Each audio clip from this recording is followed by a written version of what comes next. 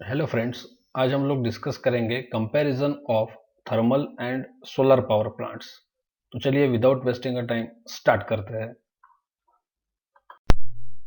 In thermal power plant, three-phase synchronous generator installed at shaft floor uses mechanical energy as an input and converts it into AC electrical energy at its output। जी हाँ, thermal power plant में जो three phase synchronous generator मतलब भी जो AC generator alternator जो होता है shaft floor पे, वो मैकेनिकल एनर्जी इनपुट में एनर्जी के जरिए यूज करता है और उसे कन्वर्ट करता है एसी इलेक्ट्रिकल एनर्जी में, आउटपुट में।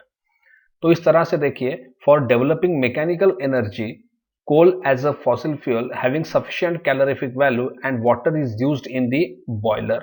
तो इस तरह से देखिए, मैकेनिकल एनर्जी डेवलप करने के लिए थर्मल पावर प्लांट में हम लोग कोल एज अ फ्यूल जो है, जिसकी कैलोरीफिक वैल्यू सफिशिएंट होनी चाहिए, हमें जितनी चाहिए उतनी, वो यूज करते हैं और पानी यूज करते हैं, वाटर यूज करते हैं बॉयलर में, ताकि हम सुपर सैचुरेटेड स्टीम जो है वो वो बना सके, प्रोड्यूस कर सके, डेवलप कर सके, और हम उसे आगे use further in the steam turbine for producing mechanical energy. और फिर हम उसे फर्दर स्टीम टरबाइन का यूज करके मैकेनिकल एनर्जी जो है वो क्या कर सकते हैं, थर्मल पावर प्लांट में डेवलप करते हैं। One thing which should be consider here is that coal flow, steam pressure all are controllable. जी हाँ, इस तरह देखिए, ये सभी पैरामीटर जो है थर्मल पावर प्लांट में mechanical energy side, boiler side के, जैसे कि कोल फ्लो हो, स्टीम फ्लो हो, या स्टीम का प्रेशर आप लोग देखिए, ये सभी कंट्रोलेबल पैरामीटर्स है। And by controlling this input parameters in thermal power plant, output electrical energy और its associated parameters can be easily controlled in close loop system. इस तरह से देखिए, ये जो इनपुट पैरामीटर्स है, जैसे कि कोल फ्लो, स्टीम प्रेशर, ये सभी इनपुट पैरामीटर्स है जिसे हम कंट्रोल करके गवर्नर के जरिए थर्मल पावर प्लांट में इजीली हमारा जो आउटपुट इलेक्ट्रिकल एनर्जी है उसे इजीली क्या कर सकते हैं, एक पर्टिकुलर क्लोज लूप सिस्टम में कंट्रोल कर सकते हैं। इसका मतलब क्या हुआ, कंक्लूजन में हम लोग क्या बोल सकते हैं कि जो आउटपुट जो है, output is controllable in the case of what, thermal power plant. तो इस तरह से देखिए, थर्मल पावर प्लांट में जो आउटपुट है वो क्या होगा, कंट्रोलेबल हो सकता है। तो इस तरह से देखिए, मुझे ऐसा लगता है कि आप सभी लोगों को थर्मल पावर प्लांट का जो केस है वो समझ में आया होगा। तो इस तरह से हमने देखा कि थर्मल पावर प्लांट जो है उसमें जो जनरेटर होता है शाफ्ट फ्लोर पे, वो as a input energy mechanical energy use करता है और हमको बदले में आउटपुट में इलेक्ट्रिकल एनर्जी देता है। लेकिन मैकेनिकल एनर्जी डेवलप करने के लिए हम लोग जो स्टीम टरबाइन यूज करते हैं, तो उसमें जो स्टीम होता है वो सुपर सैचुरेटेड स्टीम डेवलप करने के लिए हम बॉयलर में सफिशिएंट कैलोरीफिक वैल्यू वाला एज अ फ्यूल करके कोल और वाटर का क्या करते हैं, use.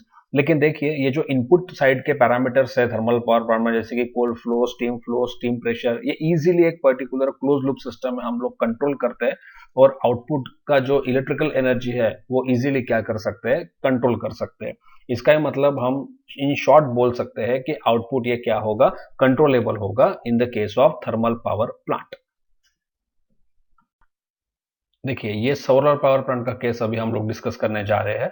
In solar power plants, light energy freely available from sun is converted into DC electrical energy and the mediator is solar cell. जैसे कि आप सभी लोगों को पता ही होगा कि सोलर पावर प्लांट्स में सबसे इंपॉर्टेंट वाइटल पार्ट जो होता है वो होता है सोलर सेल।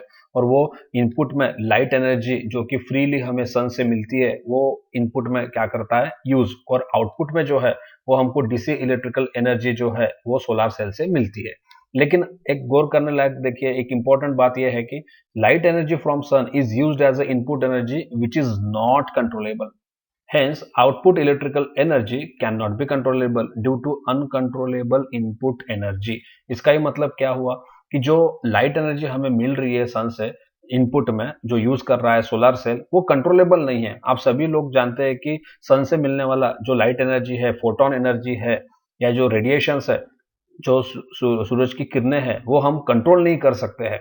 तो इस वजह से जब इनपुट जो है, जो कि एक लाइट एनर्जी है सन से मिलने वाला, वो अगर हम कंट्रोल नहीं कर सकते, तो जाहिर सी बात है कि जो आउटपुट हमें मिलेगा इलेक्ट्रिकल एनर्जी, वो हम कंट्रोल नहीं कर सकते। इसका ही मतलब इनपुट एनर्जी कंट्रोलेबल ना होने की वजह से हम आउटपुट एनर्जी को कंट्रोल नहीं कर सकते इन the case of what, solar power plant.